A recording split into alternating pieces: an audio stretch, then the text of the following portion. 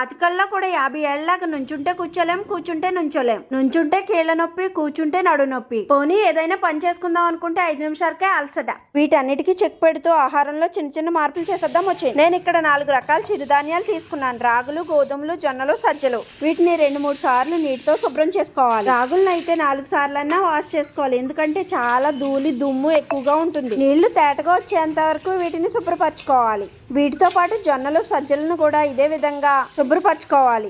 జొన్నలు, సజ్జల్లో కూడా చాలా ఎక్కువ ఫైబర్ ఉంటుంది. మన డైజెషన్ సిస్టమ్ చాలా ఇంప్రూవ్ అవుతుంది. తీసుకున్న చిరుధాన్యాలు అన్నిటినీ 10 నుంచి 12 గంటలు ఖచ్చితంగా నానబెట్టుకోవాలి. ఇలా నానబెట్టుకున్న చిరుధాన్యాలు నీళ్ళన్నీ బాగా పీల్చుకుని ఉబ్బుతాయి.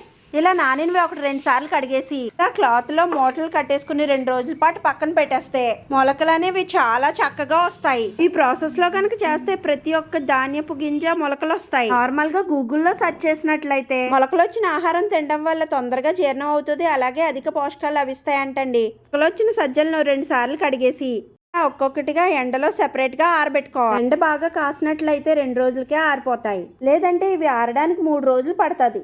నేను ప్రతి ఒక్కటి సెపరేట్గా ఆరబెట్టుకునింది, ఎందుకంటే రాగులు అంబలు చేసుకోవడానికి, అలాగే జొన్నలు జావ చేసుకోవడానికి ఇలాగా సెపరేట్ చేశాను. మధ్య మధ్యలో దోశల్లో కూడా ఈ పిండిని కలుపుతాను. మల్టీగ్రెయిన్ చపాతీ పిండి కోసం 3 గ్లాసులు గోధుమలు, గ్లాసుడు రాగులు, అలాగే గ్లాసు జొన్నలు, 1 గ్లాస్ సజ్జలను తీసుకున్నాను. గోధుమలు కొన్ని ఎక్కువ తీసుకుంటే రొట్టెలు కానీ చపాతీలు కానీ చాలా బాగా వస్తాయి. ఇలా పిండి ఒకేసారి ఆడించి పెట్టుకుంటే 3 నుంచి 6 నెలల పాటు నిలవ ఉంటుంది. చపాతీలు, పుల్కాలు ఏవైనా తయారు చేసుకోవచ్చు. వీడియో నచ్చితే లైక్ చేసి మన ఛానల్ ఫాలో చేసేయండి. థ్యాంక్